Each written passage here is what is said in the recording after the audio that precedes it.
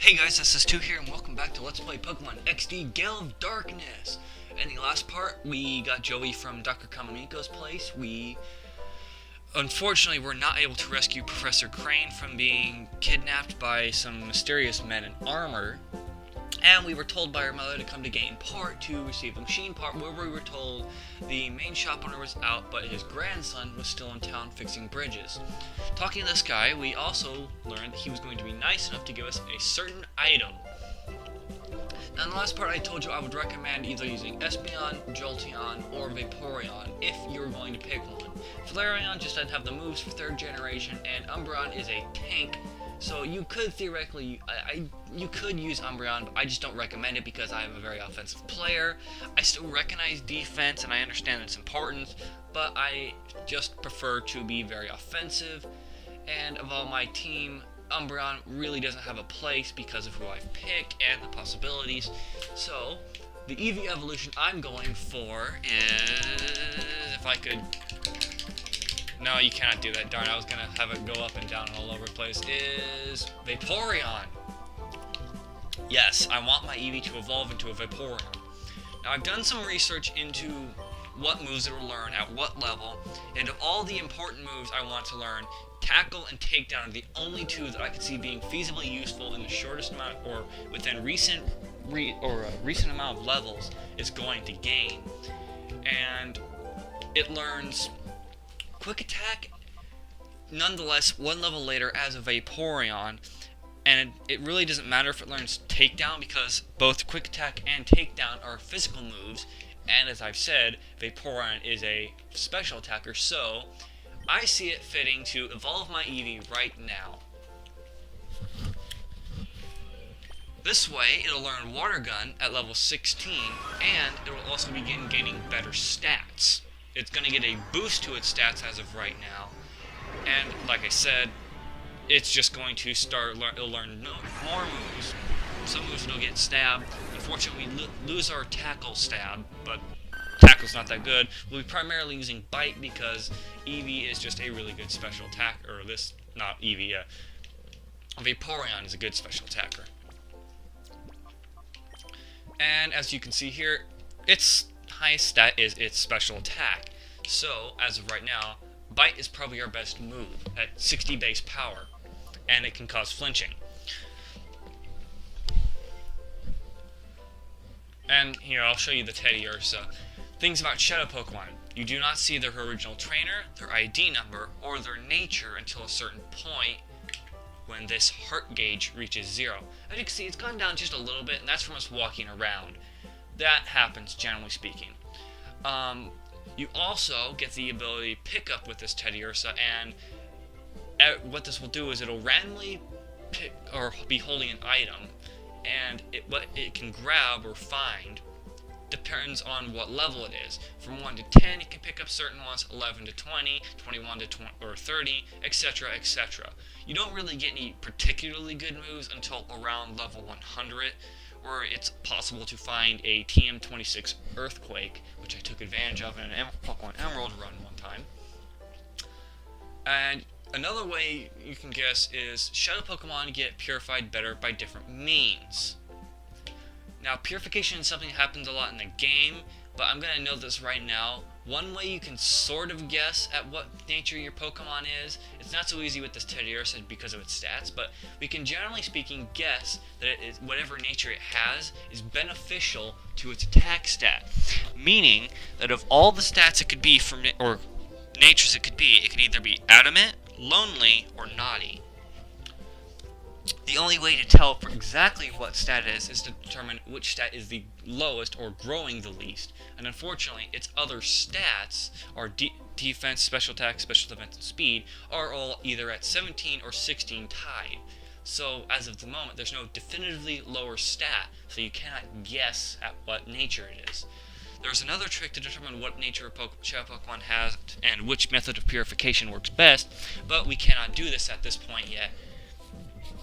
There is also, to be noted, a glitch that comes much later in the game, where you can use, or where you can walk in place, basically, which will count towards stepping, and will purify Pokemon pretty much till you're done. Unfortunately, unlike Coliseum, this game you get little messages. Whoops, we actually have to stand gate port. Never mind. You get messages saying, da da da, Teddy Ursa is ready for or can be purified.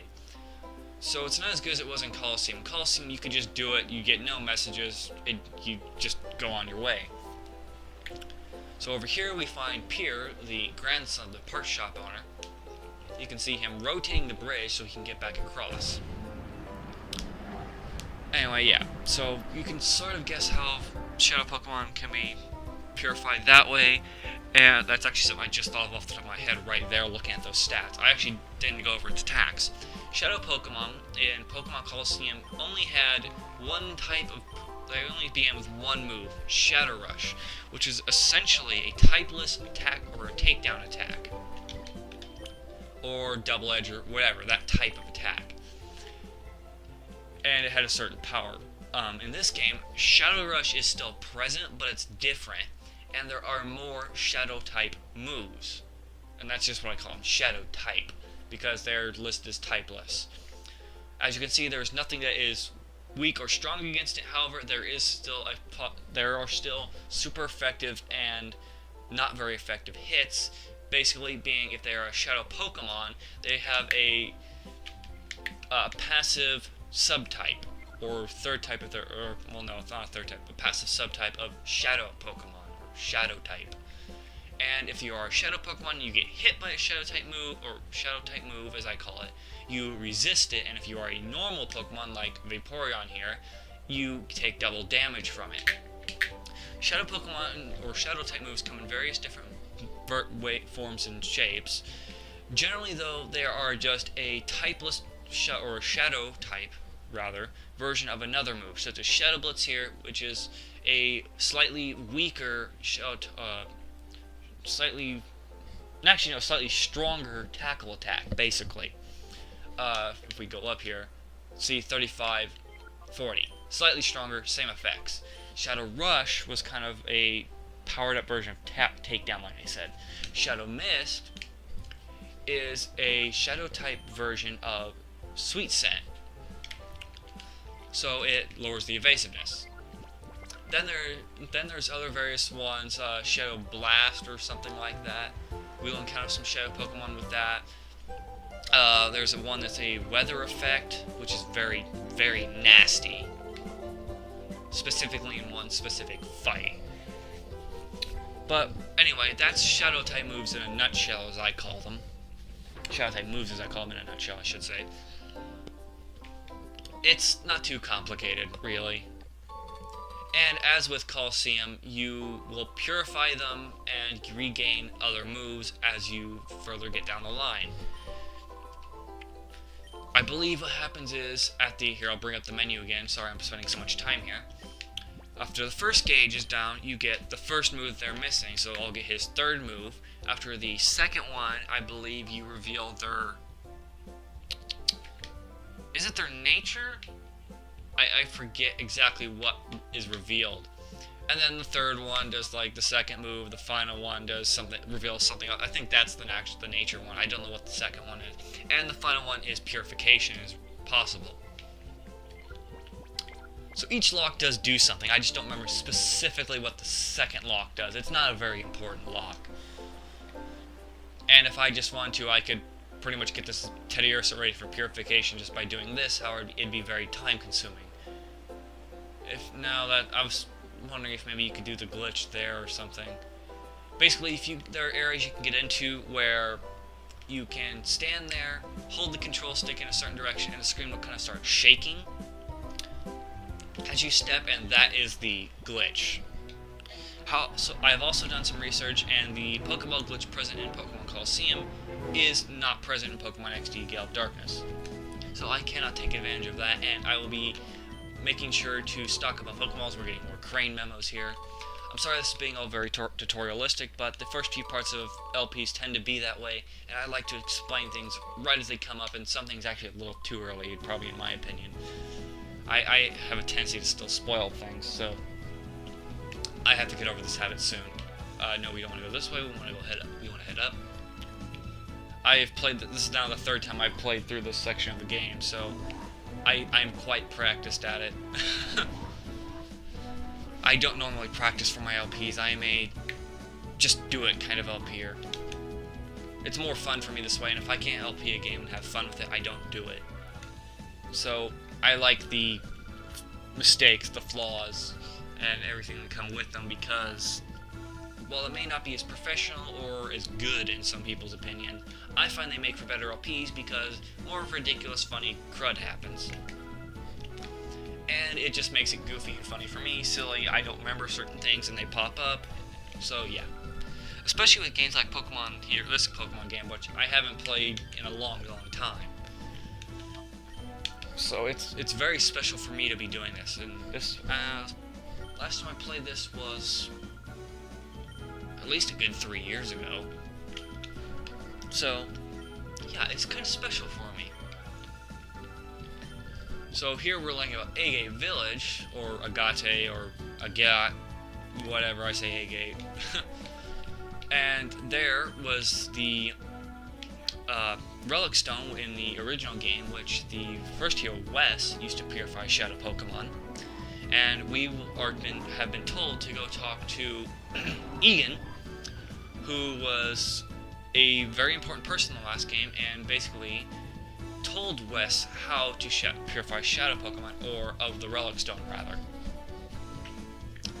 So we're going to go meet him, and hopefully learn how to purify this Shadow Teddiursa.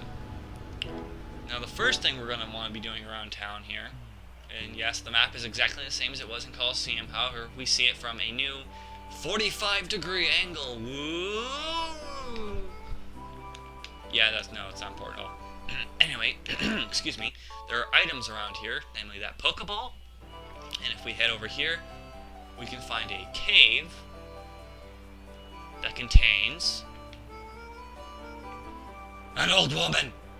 No, 2 items, a super potion, and a very important Pokeball. Because those are in limited supply right now, those are actually very important. And talking to this lady, she's the teacher lady, or basically a move tutor.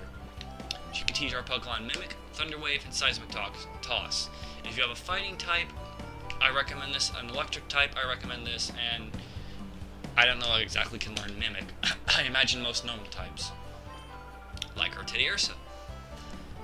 You know, I'm curious now. Mimic obviously mimics what was done last, so could you theoretically mimic a Shadow Pokemon move? Huh. Food for thought. Anyway, if we head around over here, we have a trainer right here. Sure, we'll fight the bug guy. This guy has bug Pokemon, a Silcoon, a Cascoon, and a Wurmple. And yes, because I've played the game 3 times through for this section, I know exactly what Pokemon he has.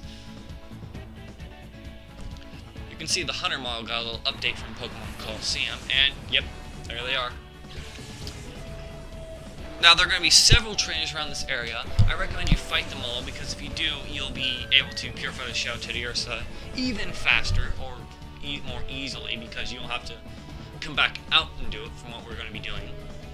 So, let's see, with Silcoon and Wurmple, these are both bug types, so Light is not going to be as effective because Bug is actually good against Dark type and Psychic. So our best bet here is probably Tackle, even despite Bite being that kind of move. So let's take out Silcoon because he's more defensive, and we'll show off Shadow Blitz. Shadow type moves do have their own actual animations for moves. They're not just like rehashed versions. Or they're, well, that one's kind of rehashed. There are some that have better actual animations. And Vaporeon gains a level. Not a bad stat gain. And here comes Cascoon. The other evolution of Wurmple. Silcoon evolves into Butterfly. Yeah, evolved into a Butterfly. I'm trying to say Butterfree here. It doesn't evolve into Butterfree, it evolves into Beautifly. Excuse me, I'm combining the two. And results in a basically Gen 3 version of Beautifly. Butterfree. Blah. Cascoon, however, evolves into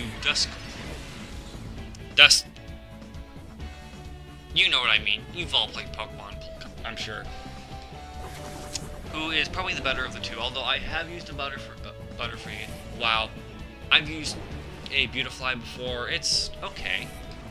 I mean, it wasn't great, but it wasn't bad.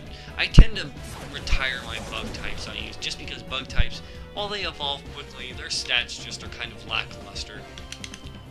So we'll just kind of reverse the roles here.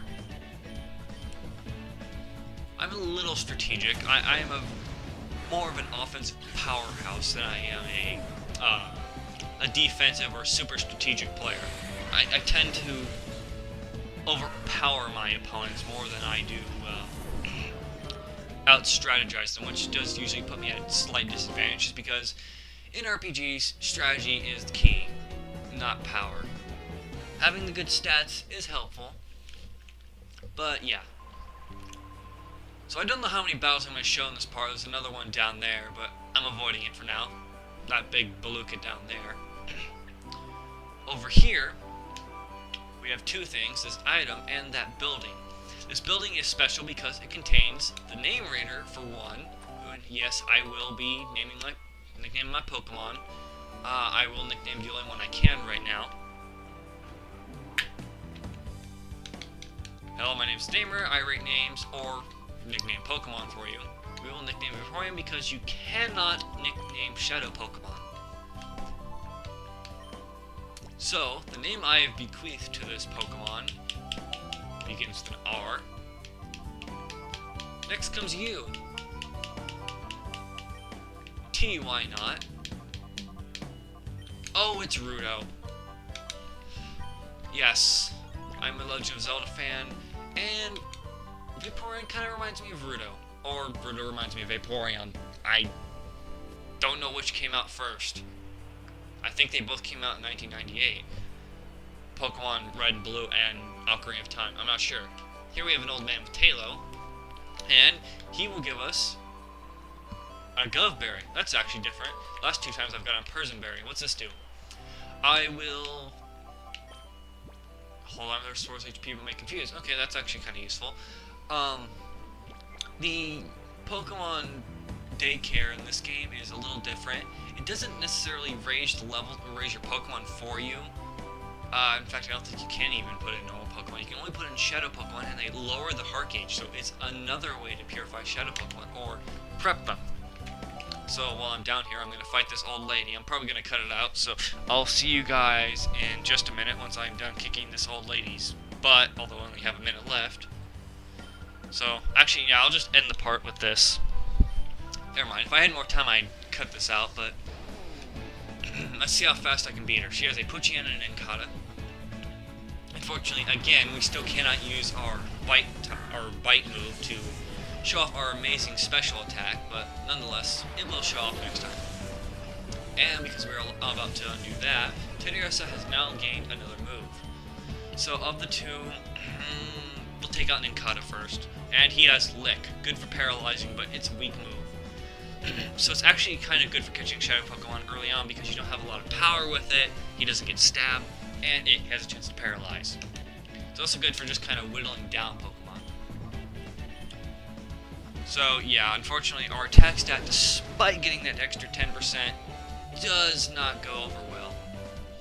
And unfortunately I foresee my physical attack stat overtaking my special attack stat in, reverse mode. Think of it as hyper mode in this game. And there goes my timer. So unfortunately these two parts on both are going to have to go a little over, but I set my timer to 19 minutes just so I have that extra minute to play with if I really need to. And, or just because I like to keep them 20 minutes, despite the fact I don't need to worry about being anything over 20 minutes. So yeah. Here we are going to tackle Incada and use Shadow Blitz on Poochyena. Shadow Blitz is probably our strongest move at this point just because of the fact it does double damage to everything. And it's a really high base power move just for this point in the game anyway. I mean, we're fighting single digit level Pokemon. It took out Poochyena in one hit. I'm not sure why that Incada stayed longer. I guess Poochyena probably doesn't have the greatest defense. I haven't used one ever. really. Well, she gives us bullet seed there. But anyway, guys, this has been SS2. We're playing Pokemon XD Gale of Darkness. So I'll see you guys next time on Let's Play Pokemon XD Gale of Darkness.